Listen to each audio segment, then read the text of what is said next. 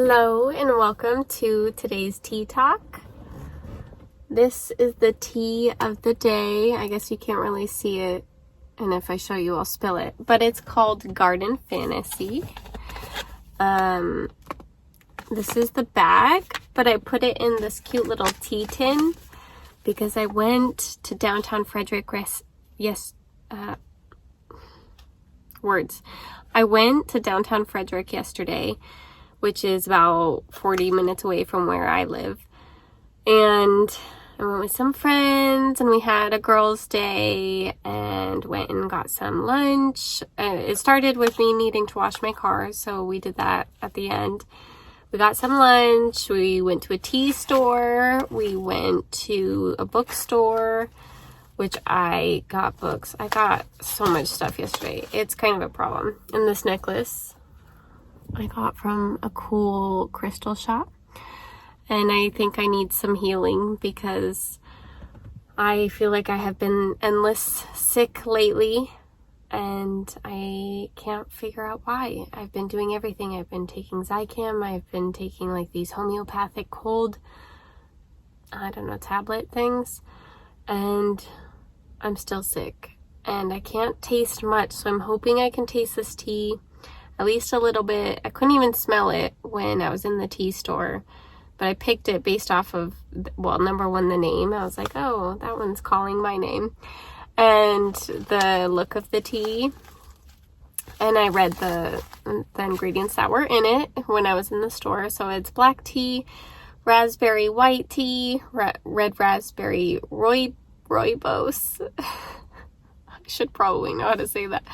Peach rooibos, chamomile, lavender, rose petal, rose hip peel, hibiscus, lime green rooibos. So it was really cute. You just told them the number and then they put it in a tin for me and they gave me the leftover in a bag. And it was 2 ounces for like $10, and then the next one up was $20, and I feel like I got a lot more for that value. Plus, you can never have too much tea. So I actually followed the directions this time, but my electric kettle only goes up to 211 and it says 212. And I steeped 1 teaspoon for 3 minutes, so hopefully I can taste it.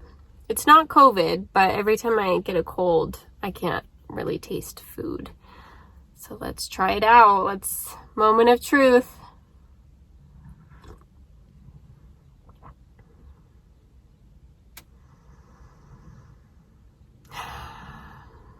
I'm a little disappointed because I can't taste it.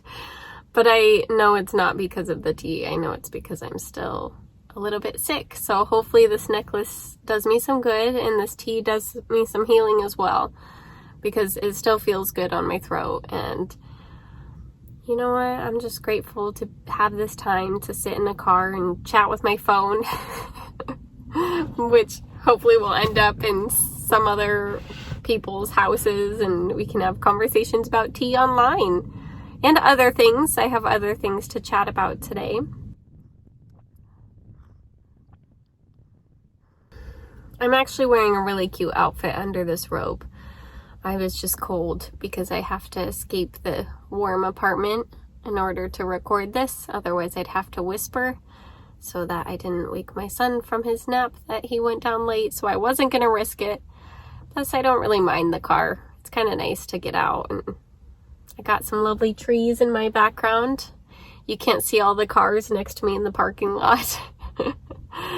I also got this world's smallest painting thing, which I've debated buying before, but I thought it was a sign because I am gonna design my book cover. I was gonna do it this weekend. Hopefully I still have time. If not, whatever, I'll have time maybe throughout the week or next weekend. And my book cover is a version of a tattoo that I have, which is a geometric fox with watercolor kind of like all over it. So I'm hoping to get that sent to my publisher soon because they're going to send back my final edits any day now. but I have said final edits so many times, but this time it's really the final edits, because the last time was supposed to be final edits, but then they needed the pictures, the sketches that are going to go in my book. And I thought that was supposed to be during the illustration phase, but it wasn't. So I ended up having to pay for another round of edits. So they give you 3 for free, at least with the package I got at Fulton Publishing. I did pay for my publisher. And beyond that, you have to pay like $75 each round. So I paid $75 to get my pictures in my book, because those are kind of a key component to my novel. Today, I really wanted to talk about yesterday. So I'm living in the past a little bit and in the future a little bit, because I had such a beautiful time at this Won-Buddhism service. I think they call it a service, but it's like a group meeting. I had driven past it on the road, and my husband actually pointed it out. I didn't see it. He was like, "Oh, that seems like a place you'd like." And I was like, "Oh, okay, what is it?" And he said it was a Won-Buddhism. And then for the last 3 months, I've been talking about going, and then I haven't gone. So I finally went. I showed up late because there was some free stuff at our apartment. Someone had put out like a kids basketball hoop that I wanted to put on our back porch, and there was like a Paw Patrol lawn chair, and I was like, yeah, heck yeah, Theo would love that. So I sprinted and put it on my back porch, but I was still late, and I made some wrong turns, so that was probably part of it too. I was 4 minutes late, and I'm never late to anything. I guess I can't say never, but very rarely. I'd much rather show up 30 minutes early than be late. And to a Buddhism service too, like that, I felt so bad. Anyways, I ran in.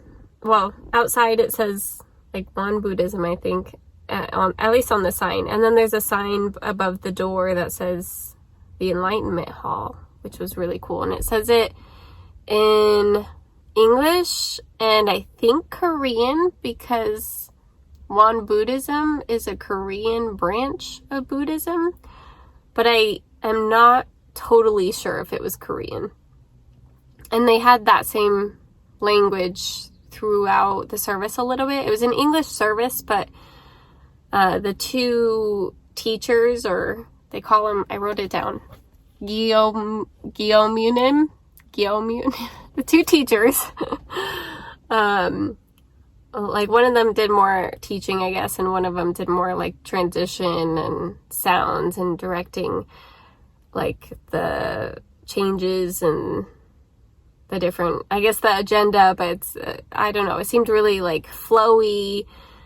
They both spoke Korean primarily, I believe, and then, or I can't assume because I didn't ask, but I just know it's a Korean branch of Buddhism, and English was not their first language, which was absolutely totally fine. We all worked together to kind of help translate certain things that she was unsure of, which was really cool. It was really cute that like they had some people on Zoom and they stepped in to help a little bit when she was I think she was confused about the word acceptance. She had used some different similar words in her lesson, but not exactly that word. So I'm not sure if she was super familiar with that word. So some people online stepped in and they were trying to reframe it in the words that she had used, which was really cool. It was cool because like, it wasn't like I'm just listening to this one person this whole time. It was like, I walked in with shoes on accident. I didn't know I was supposed to take my shoes off, which I should have assumed, but it was my first time. So I shouldn't have done anything. I learned. You live and you learn. I walked in with shoes on, and then I realized everyone's sitting without shoes. So I like held up my shoes, and I was like, I don't know what to do with these. And she pointed, so I went out and I put them in a cubby.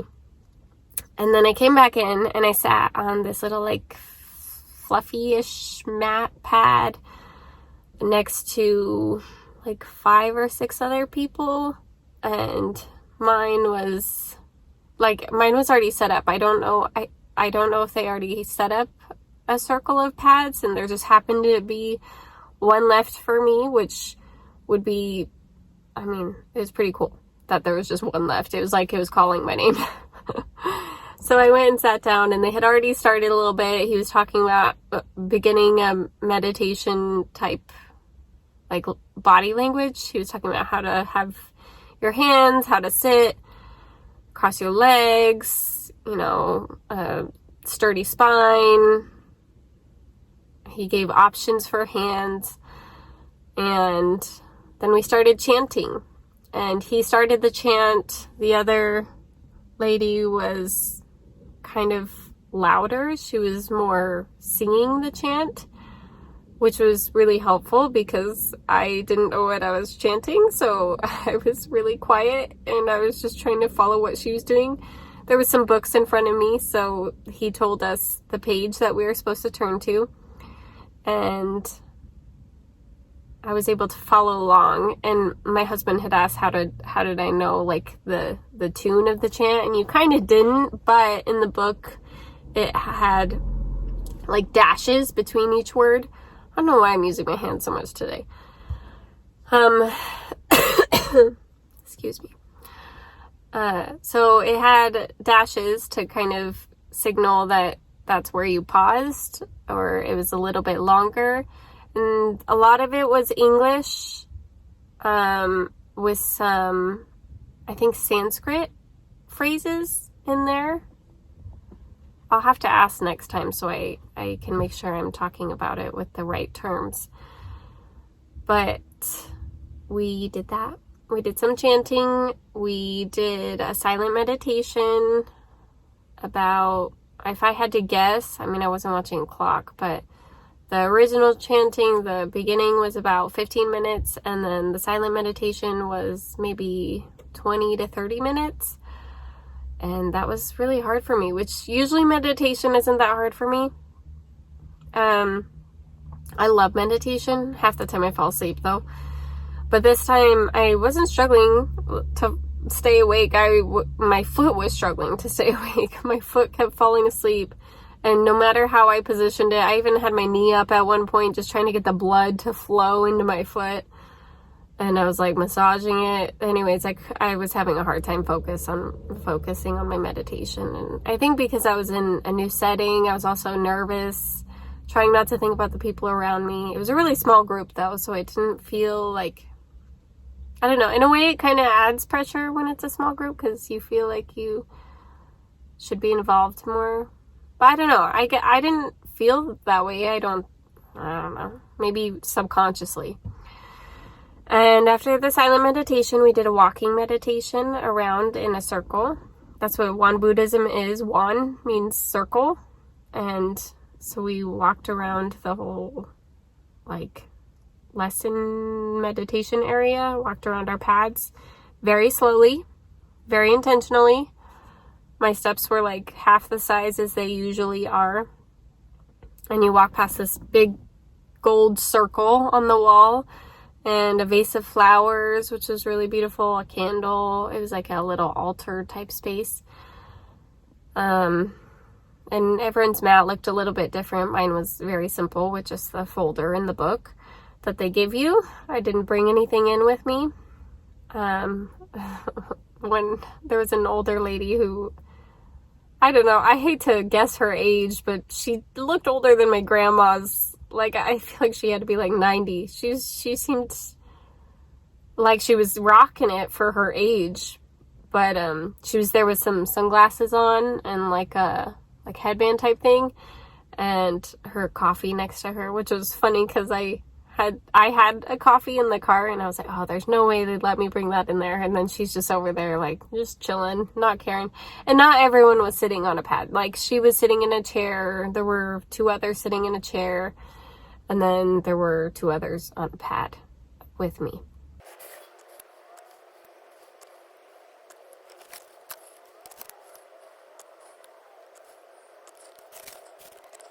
All right, I needed a second to finish my tea, because because I had been talking a lot and I just wanted to chill for a second.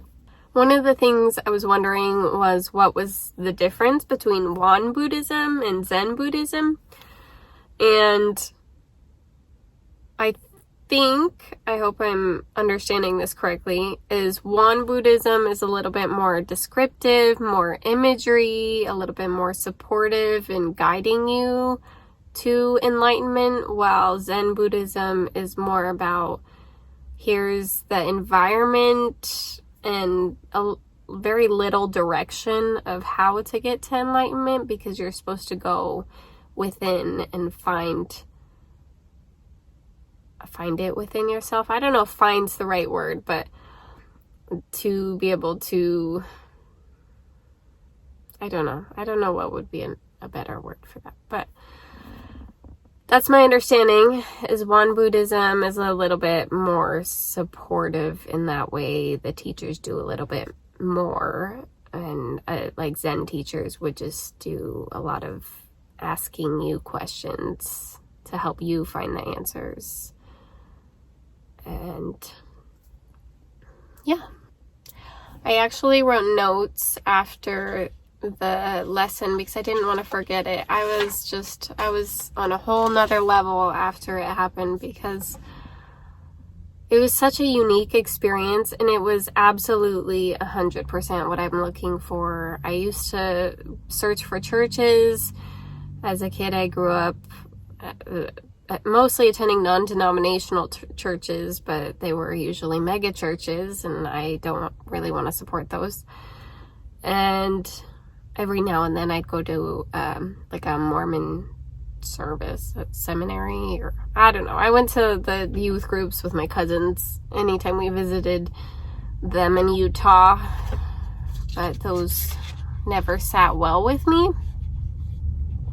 So this one, I wanted to remember every second of it. I wanted to go back. I wanted to be able to share it with you guys. And I think it's usually an hour, but I was there for, no one really seemed like they were in a rush. People were asking questions and kind of putting their own 2 cents in to respond to the questions. It was more like a roundtable discussion than it was like a I can't even think about what you would call a church one. A church service? I guess so. It's been a long time since I've been to a church. But I ended up getting up about an hour and 45 minutes after it started, and I had to leave. Everyone was so welcoming, and they were trying to talk to me at the end. But I had to go because I had my little hot date with my friends where we were going to go get lunch, and I was just out of time. But next time I hope to stay longer. I even rescheduled my dog's grooming appointment to be the following weekend so that I could get it earlier so that I could go every weekend, because that seems like the path to be able to find enlightenment. I've been searching for it for so long. I just want to feel it. I want that sensation that people talk about. And yes, meditation is peaceful and mindfulness is a great tool, but I'd like to be enlightened. I'd like to be able to appreciate everything and be fully present. And I think I've improved a lot over the last few years, but I know I've got a long way to go. So I'm going to kind of read straight from my notes about what the service or the message actually was.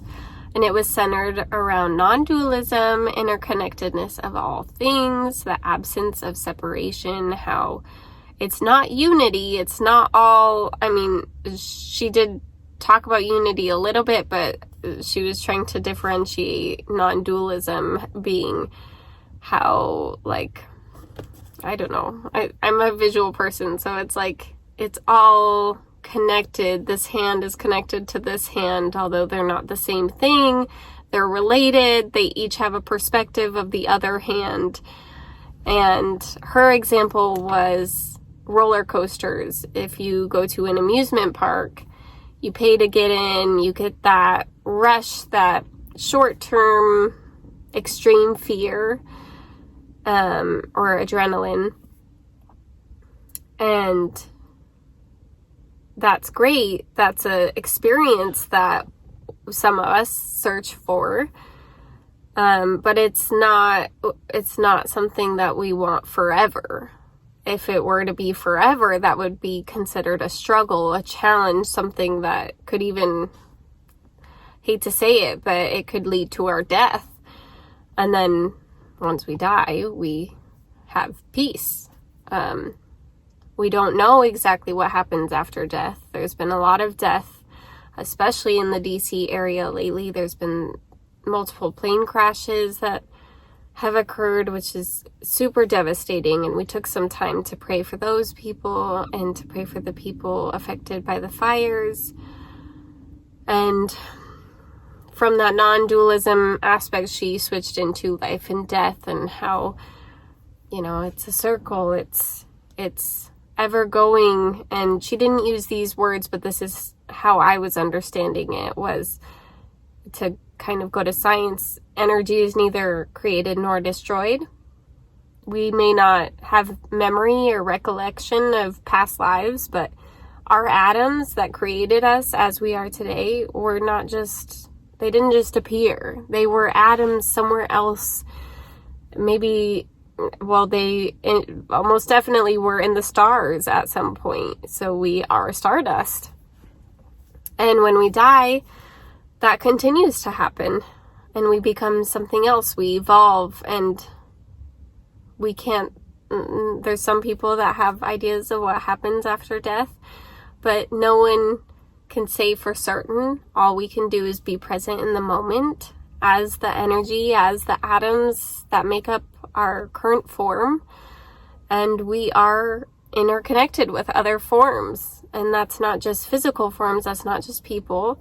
It's not even just what we would consider living things like bugs and animals. It's also like rocks and cars, everything. Everything is energy, and it may serve us in some way. We might serve it in some way. There's sirens, sorry. I got distracted.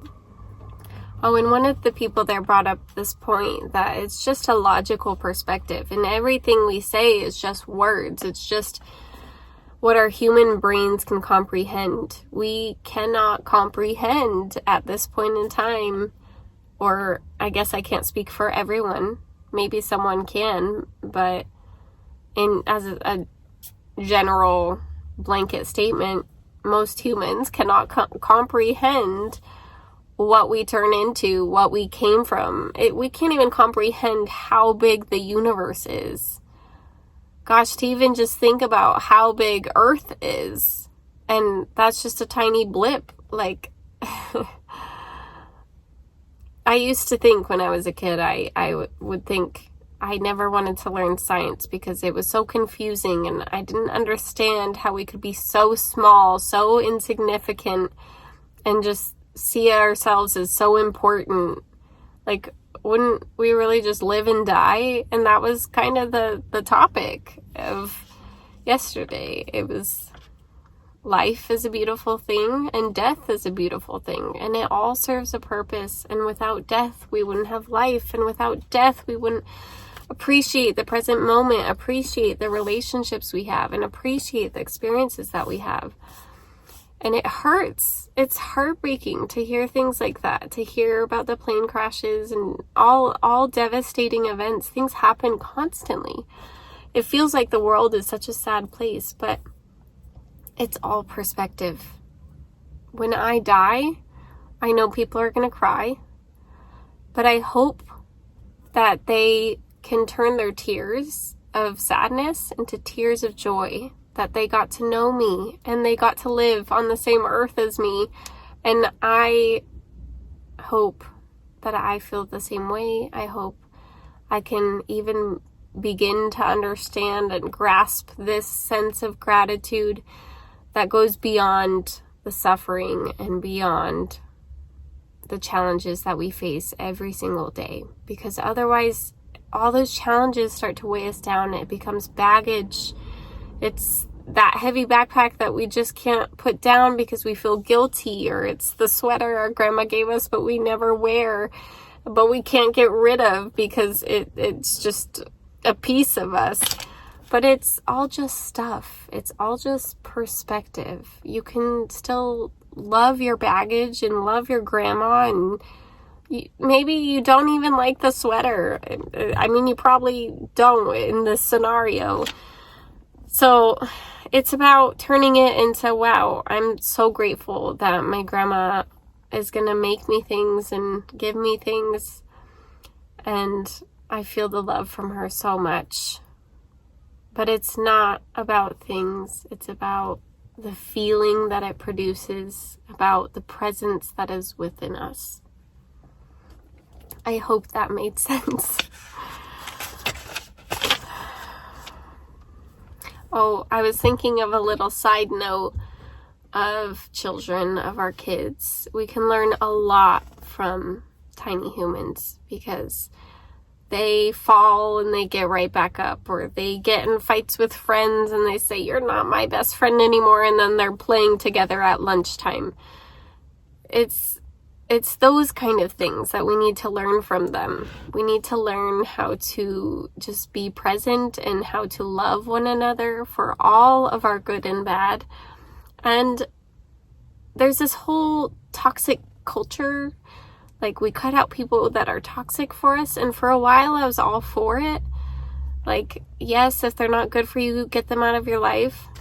But I don't think that's the right way to look at it. I think if they're, feeling toxic and they don't make you feel good, then yeah, keep your distance. But to put a hard and fast line, like a wall between you guys, that's a wall that you're going to have to break down at some point, or it's a wall that you're going to carry with you. Like, just let it be. Just let them live their lives and you live your life. And one day, if you find that you're in the same city and you want to get coffee because you've moved on with your life and what they say doesn't impact you, and then you find that coffee was hilarious and you're so glad you met with them, or maybe you don't and you just let it go and it doesn't weigh on you anymore, and you can't control other people. Maybe they're going to carry their baggage with you. And, sorry, someone's...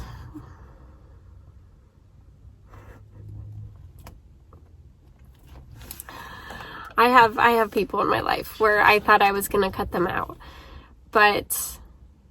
And I even did. I set some boundaries with them. And I think boundaries are important. Yes, tell them what you will accept and what you will not accept. And if they continue to do things that you do not want to accept in your life, then again, let it go.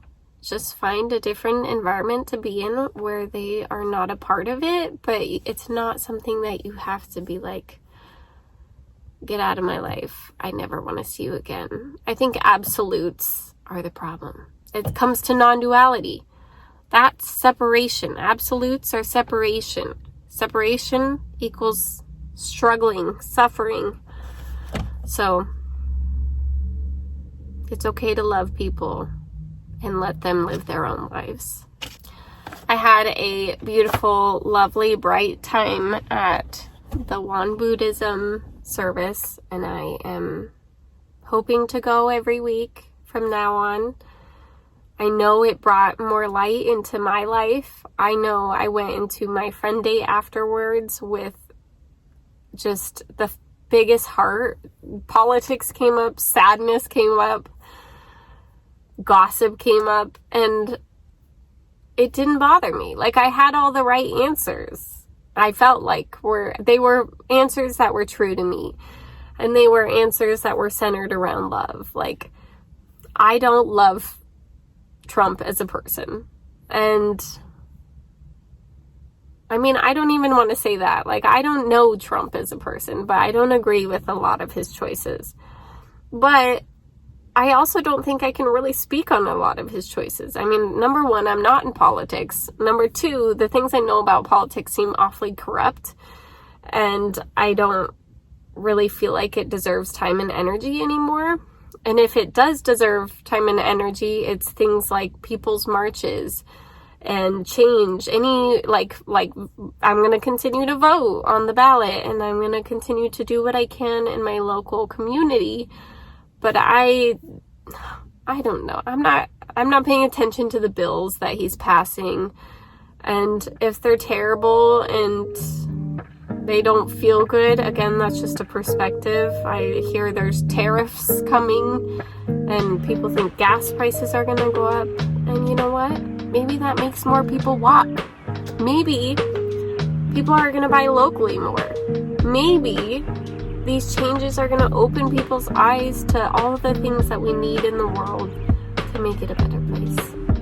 Anyways, this was a really long tea talk, so I'm going to let you all go. Hopefully I have more to tell you about Won-Buddhism next time. And I hope you all have a beautiful week.